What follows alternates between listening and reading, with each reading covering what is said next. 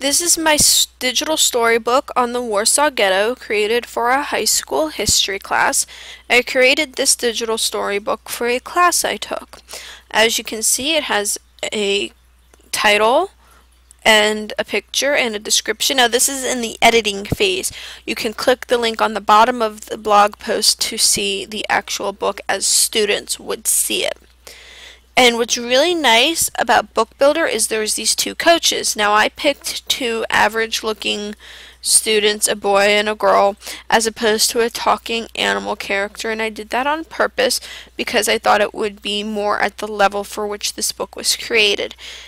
And the purpose of the coaches is really up to you. It could be, provide definitions or further information.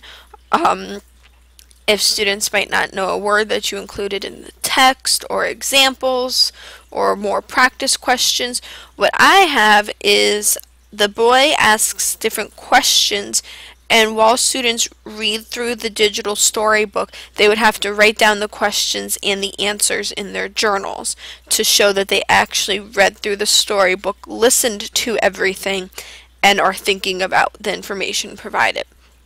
The girl provides links to more information, so as they're reading through this, if they want to find out more on, propaganda or something used by the Nazis, they can go down to the girl and see if there's a link to an outside source where they can get more information.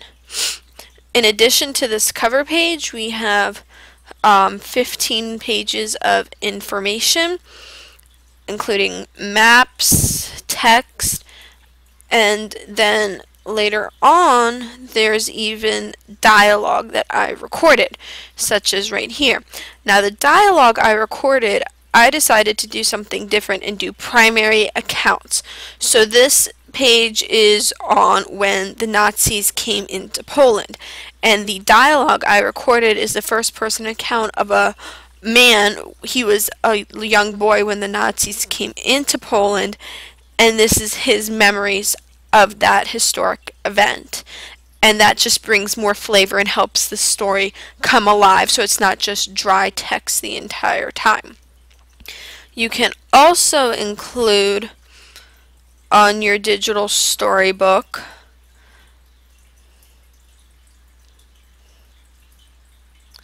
I included more information, so if students do want to know more, you always want to encourage them to go beyond the assignment. I included some books that I found online about the Warsaw Ghetto and about living during the Holocaust. Also some websites they can go to, and some movies.